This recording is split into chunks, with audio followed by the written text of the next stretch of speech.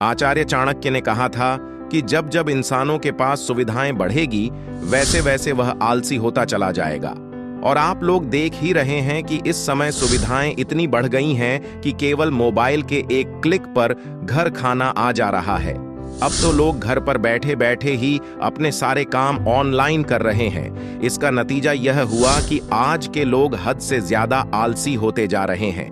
और याद रखना, आचार्य चाणक्य ने कहा है कि आलस आपसे सब कुछ छीन लेगा। आलस सबसे पहले आपकी सबसे कीमती चीज समय को आपसे छीन लेगा। और इसके आगे आप भली प्रकार से जानते हैं कि जिस व्यक्ति के साथ उसका सही समय नहीं होता, उसका साथ रिश्तेदार ही नहीं बल्कि परिवार वाले भी छोड़ देते हैं। लेकिन दोस्तों, आलस्य एक आदत है जिसे तोड़ा जा सकता है। अगर आप इस वीडियो में बताई गई बातों को अच्छे से अपनाते हो तो आप धीरे धीरे आलस्य से छुटकारा पाने लगेंगे। नंबर 1, नकारात्मक सोच से बचें। आलस्य से बचने के लिए नकारात्मक सोच से बचना बहुत महत्वपूर्ण है। जब हम नकारात्मक विचारों में डूबे रहते हैं तो यह हमें उदास और निराश कर देता है।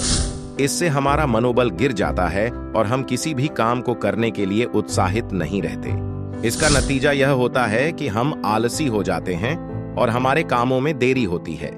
इसके विपरीत, अगर हम सकारात्मक सोच रखते हैं और अपने आप पर विश्वास करते हैं तो हमें ऊर्जा मिलती है और हम अपने कामों को अच्छे से कर पाते हैं।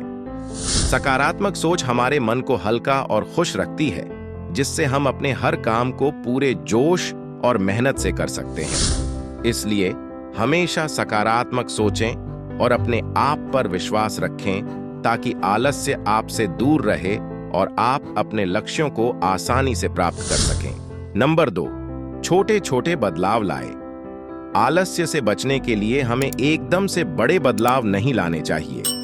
ऐसा करने से अक्सर हम थकान महसूस करते हैं और फिर से आलसी हो जाते हैं। इसके बजाय हमें धीरे धीरे छोटे छोटे बदलाव करने चाहिए। जैसे अगर आप सुबह जल्दी उठना चाहते हैं तो एक दिन में ही बहुत जल्दी उठने की कोशिश न करें।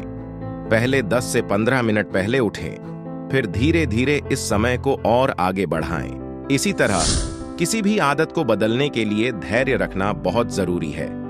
धैर्य का मतलब है कि हमें हर छोटे बदलाव का इंतजार करना चाहिए और उसे पूरी तरह से अपनाना चाहिए। धीरे धीरे बदलाव लाने से हम नई आदतों को आसानी से अपना सकते हैं और आलस्य को दूर कर सकते हैं। इसलिए छोटे कदम उठाएं और खुद को समय दें। इससे आप बिना थके और निराश हुए अपने लक्ष्यों को प्राप्त कर पाएंगे। नंबर 3, नियमित रूप से व्यायाम करें। आलस्य से बचने के लिए नियमित रूप से व्यायाम करना बहुत महत्वपूर्ण है। जब हम नियमित रूप से व्यायाम करते हैं तो इससे हमारा शरीर स्वस्थ और मजबूत रहता है। यह केवल हमारे शारीरिक स्वास्थ्य के लिए ही फायदेमंद नहीं होता, बल्कि हमारे मनोविज्ञान और मानसिक स्थिति पर भी अच्छा प्रभाव डालता है। व्यायाम करने से हमारा मूड अच्छा होता है और हम खुश और तनाव मुक्त महसूस करते हैं। इसके अलावा व्यायाम से हमारी ऊर्जा का स्तर भी बढ़ता है, जिससे हम दिन भर सक्रिय और ताजगी भरा महसूस करते हैं। इसलिए अगर आप आलस्य और थकान से बचना चाहते हैं तो रोजाना थोड़ी बहुत एक्सरसाइज या व्यायाम करना शुरू करें। यह आपकी जिंदगी में बड़ा बदलाव ला सकता है और आपको अधिक उत्साही और प्रोडक्टिव बना सकता है। नंबर 4, शुरुआत करें। आलस्य से बचने का सबसे अच्छा तरीका है कि आप किसी भी काम की शुरुआत करें। अक्सर ऐसा होता है कि हमें कोई काम शुरू करने में आलस आता है, लेकिन अगर हम हिम्मत करके उस काम की शुरुआत कर दें तो हमें लगेगा कि यह काम करना इतना मुश्किल नहीं है। जैसे ही आप काम शुरू करेंगे, आपका आलस धीरे धीरे खत्म हो जाएगा और काम भी आसान लगने लगेगा। इस तरह आलस्य को अपने ऊपर हावी मत होने दें।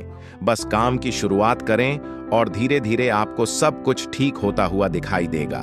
नंबर 5, योजना बनाएं। इसका मतलब है कि हमें अपने लक्ष्यों को हासिल करने के लिए एक अच्छी योजना बनानी चाहिए। इस योजना में हमें हर दिन या सप्ताह में क्या करना है, इसकी एक सूची तैयार करनी चाहिए। जैसे अगर हमें कोई काम करना है तो कब से करना है, यह तय करना चाहिए। इस योजना को जितना हो सके व्यावहारिक बनाना चाहिए ताकि इसे पूरा करना संभव हो।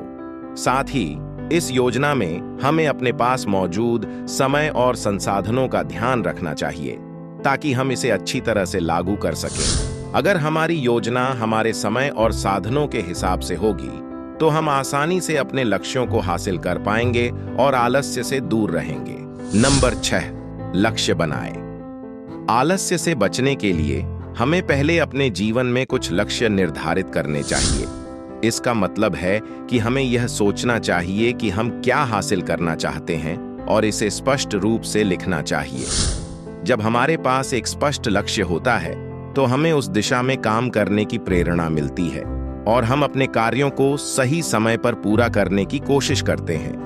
अपने बड़े लक्ष्य को छोटे छोटे हिस्सों में बांट लें ताकि यह आसान हो जाए और हर छोटे हिस्से को पूरा करने के लिए एक समय सीमा तय करें। इससे हमें यह समझ में आता है कि हम किस दिशा में जा रहे हैं और हम समय समय पर अपनी प्रगति को देख सकते हैं, जिससे हमारा आत्मविश्वास भी बढ़ता है और हम आलसी महसूस नहीं करते। दोस्तों, इस कीमती वीडियो को लोगों में शेयर करना ना भूलें।